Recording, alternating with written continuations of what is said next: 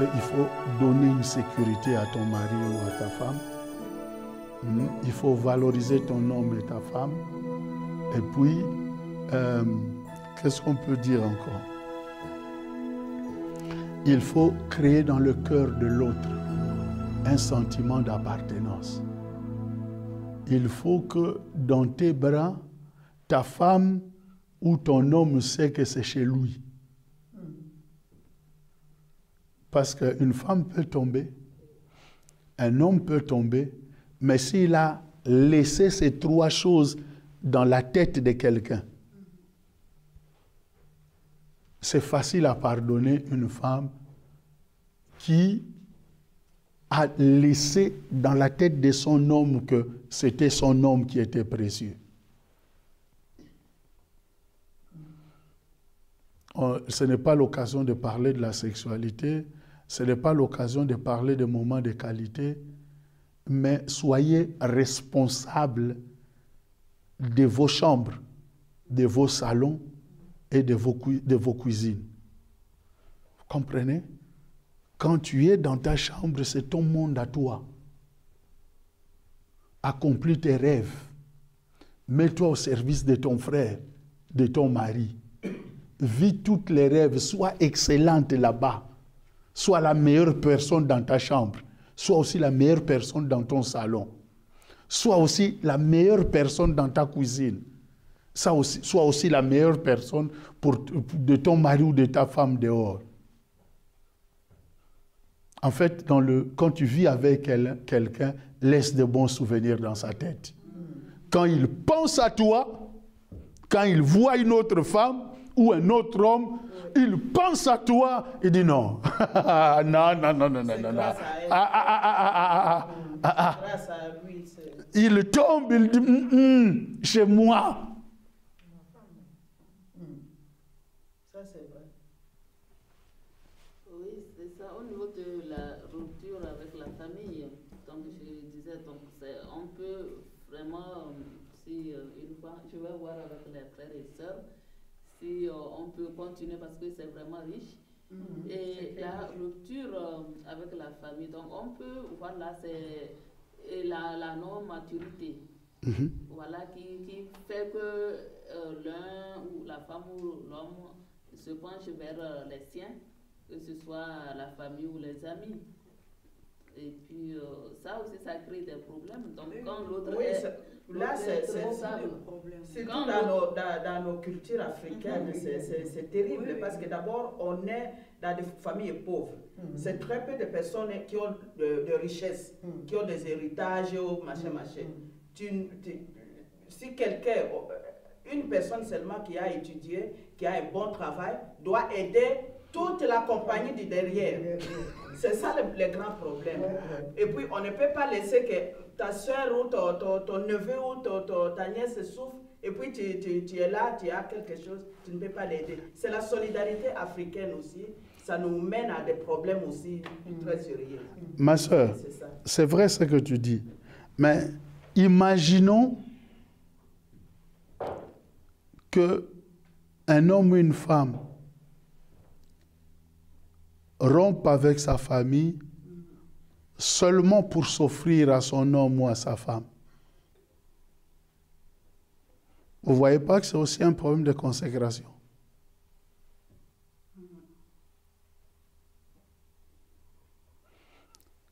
Je parle de la fidélité de « je veux toujours être là pour toi », différente de la fidélité d'aller chercher ailleurs. Vous comprenez cette fidélité que je parle? La question de la loyauté dans une relation. C'est pourquoi je parlais de mettre l'autre en sécurité. Je connais des couples que je suis qui ont fait une séparation des biens. Mais ils s'aiment. Ils sont en train de construire, d'acheter. Le mari dit non, tu sais, ça on construit pour ma famille, donc notre famille que nous bâtissons, mais on construit aussi pour toi. Parce que je ne veux pas le jour de ma mort, si ma famille viendra prendre les enfants et mes biens, et toi que tu sois jeté comme ça. Regarde, ça c'est pour toi, en cas de sécurité. Vous ne voyez pas qu'il Il a pu rompre avec sa famille, mais il a mis l'autre en sécurité. Donc c'est plutôt quand la rupture avec la famille, c'est donne-toi tout entier à ton homme ou à ta femme. Comprenez, nous, on a les mêmes difficultés. Quand je suis arrivé, ma femme a permis que 3 de mes neveux viennent, sans qu'aucune personne de sa famille ne vienne. Elle l'a fait.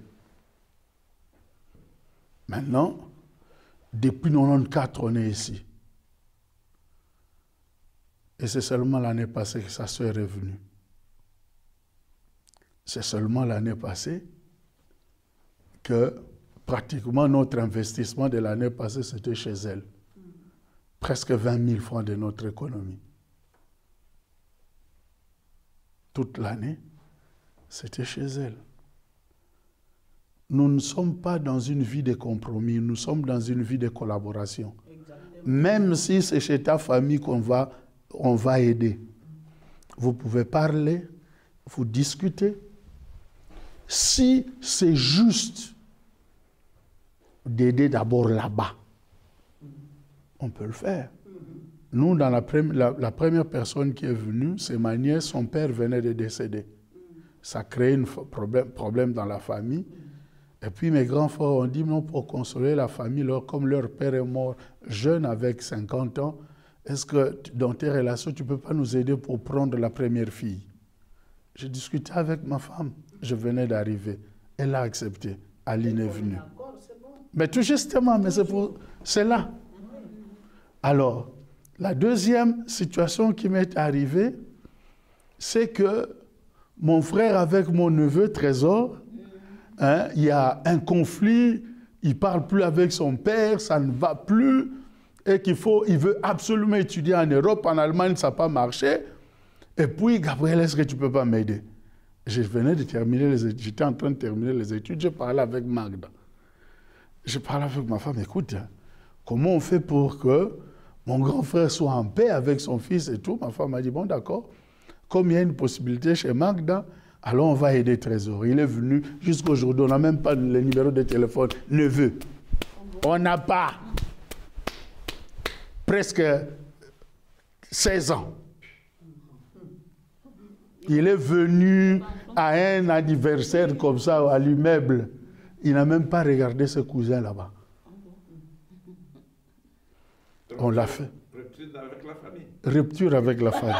Une mauvaise rupture. Donc. Maintenant, le troisième cas, c'est ma nièce. Qu'est-ce qui se passe? Elle avait une sœur unique. Donc mon frère, avec sa première femme, il a fait seulement 2 enfants. Et l'aîné est décédé. Donc notre belle-sœur qui m'a élevé, je l'appelle maman parce que c'est la première femme de mon grand frère, elle m'a élevé. Donc l'homme que je suis, je la dois à elle. Maintenant, elle pleure sa fille et il reste qu'un seul enfant. C'était en 2006 quand on me consacre pasteur. Maintenant, je parle avec ma femme, regarde, c'est maman, et puis comment on peut consoler cette famille-là. Bon, ma femme avait sa sœur qui devait venir, celle qui est venue l'année passée. Elle a cédé pour qu'on fasse venir Maryse, ma nièce. Maintenant, à Colmar, je ne vous dis pas si elle vient à la maison. Depuis 2016, 14 ans après, c'est là où sa sœur vient. Et c'est là où l'année passée, je règle quelque chose. Nous réglons quelque chose pour eux. Vous comprenez? Parce que c'était légitime pour eux. On a discuté. D'ailleurs, quand on discute avec sa famille, il dit, si ce n'était pas Gabriel, on n'allait pas faire ce qu'on a fait chez vous là. Parce que moi, j'avais dit ça, mais comme c'est lui, mais c'est le pasteur, le mari, j'ai accepté. On a fait chez elle. Le mariage, ce n'est pas un ring. Parce qu'on a envoyé une chaise chez vous. Moi aussi, même si chez vous, il y a déjà 12 chaises. Mais non, ce n'est pas un ring de boxe, mon Dieu. C'est là où il faut se concerter, il faut parler. Il faut discuter, voir les choses. Il faut rompre pour s'offrir. On se donne à un homme, on se donne à une femme. Donc, est-ce que ta vie est un don de soi à ton mari? Ou il faut négocier? Quand le mari entre dans la chambre déjà, donc, il sait déjà qu'ici, il ne faut même pas toucher. Les femmes, quelquefois, sont bizarres. Quand tu la vois, seulement la manière dont elle se couche avec son jeans, le pull, ça veut dire qu'ici, n'arrive même pas. Vous comprenez, le mariage, ce n'est pas un ring. Et maintenant, elle, quand elle a agi l'année passée, c'était le meilleur moment qu'elle puisse agir. C'était le meilleur moment pour sa sœur. Et Dieu lui a donné un miracle. Vous savez, les gens, quand ils viennent en Europe, on s'arrête à l'aéroport Noël. Sa sœur est venue. Elle est allée en Italie, suite des hommes d'affaires de plus de 5 000 $ par nuit. Parce qu'elle est venue par un business d'un gouvernement. Donc, elle est venue, on l'a amenée jusqu'à la maison. Donc, Charlie a reçu sa sœur à la maison comme une princesse. C'était son temps. Donc, il faut apprendre à se donner et aussi à recevoir. Et maintenant, quand ma fille a entendu que sa tante est venue, Déborah a dit, elle est allée vers sa mère. Elle s'est fâchée parce que Déborah, c'est la fille à papa. Toi, tu as imposé notre père que ta sœur vienne. Charles dit, c'est pas moi, c'est lui-même. Pour eux, ils ont dit non. Pour Déborah, elle doit me défendre. Toi, c'est toi, tu devais imposer à notre père seulement que ta sœur vienne. Maintenant, papa, ce projet devait construire. Comment toi? Charlie a dit, demandez à votre père. Moi, j'ai dit non, c'est lui-même. Vous comprenez? Et maintenant, c'est beau, c'est beau. Il n'y a aucune contrainte. C'est seulement un don de soi. Donc, si tu aimes, ce n'est pas recevoir. C'est donner, c'est donner. C'est toi qui dois te donner. Amen. On peut s'arrêter là, parce que vous êtes fatigués, moi aussi. Merci. Que Dieu nous bénisse. Je vais demander quand même la prière. Tu vas demander à Dieu quand même que tu puisses te compléter.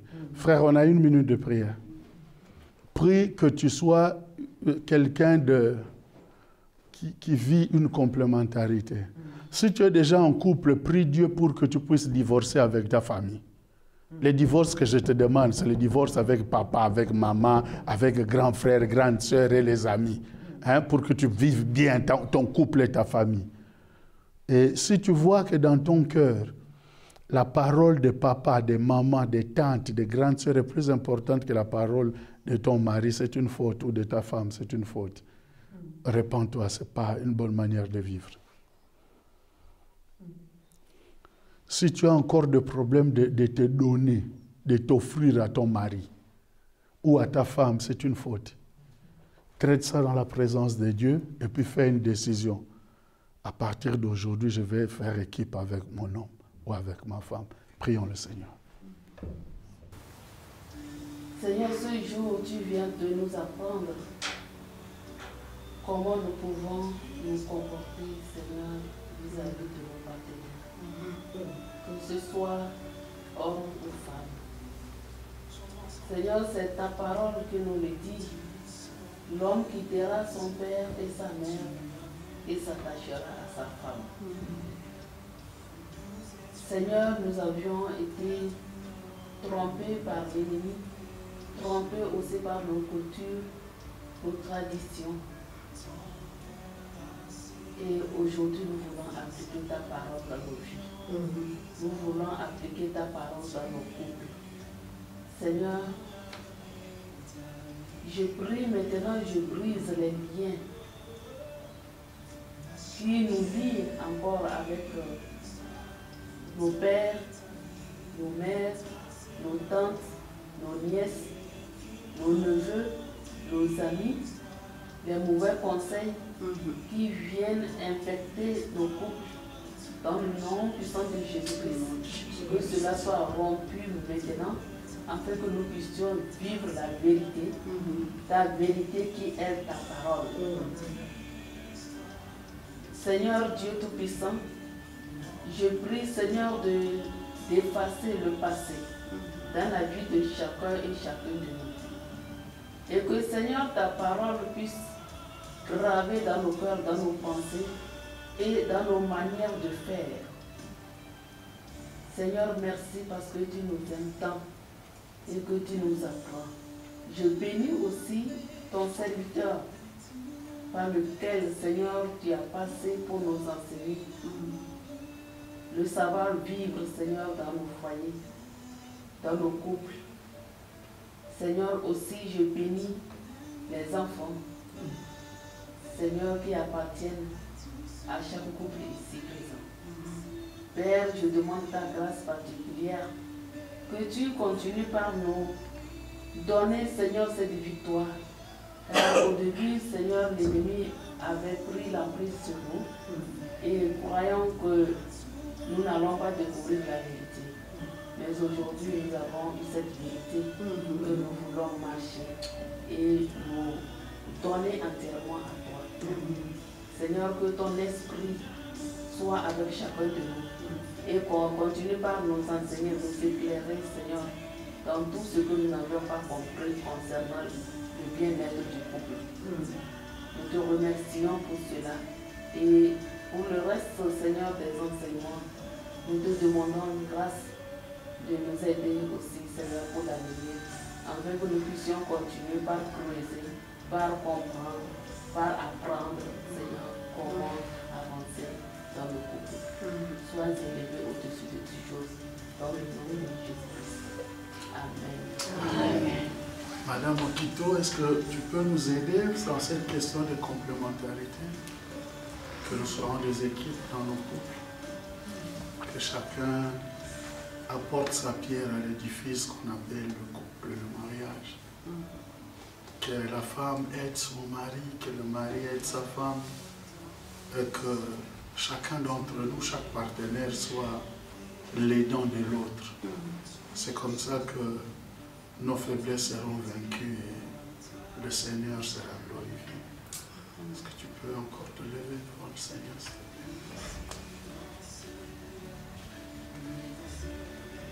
plaît? Merci Seigneur. Je viens te dire encore un grand merci de la bonne journée, belle journée que tu nous as donnée.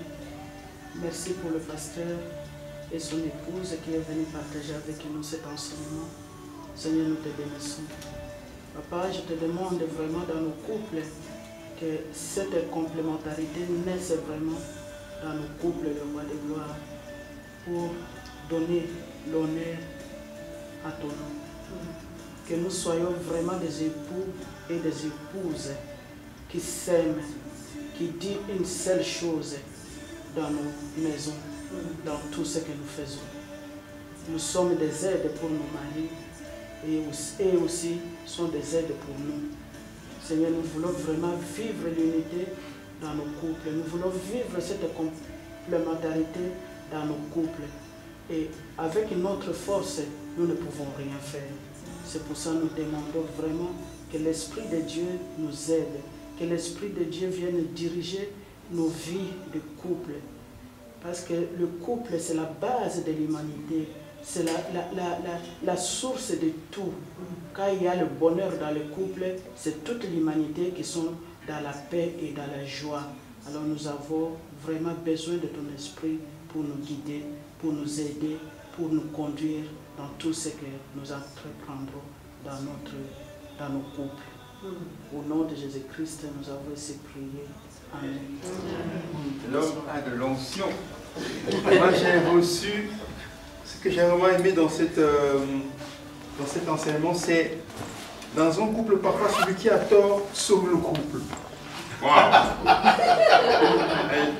Ok, donc il y a aussi comme deux cours d'eau dont l'un peut être beaucoup plus pur que l'autre se croisent et c'est plus loin qu'ils finissent par se mettre ensemble. Ça, c'est de la bombe. Donc c'est moi qui suis un peu plus pur. Dis ça, je dis rien. Ok. Donc on a été bénis. Amen. On a vraiment été bénis. C'est top. pense que ceux qui n'ont pas écouté le premier enseignement peuvent écouter dans le site, sur le site de l'église. Donc n'hésitez pas à aller réécouter, écouter encore, parce que des fois on écoute comme ça, on n'a vraiment pas tout pris. Moi j'ai noté pas mal de petites choses, mais je crois qu'il faut réécouter pour pouvoir reprendre et capter l'essentiel et puis pouvoir partager ça.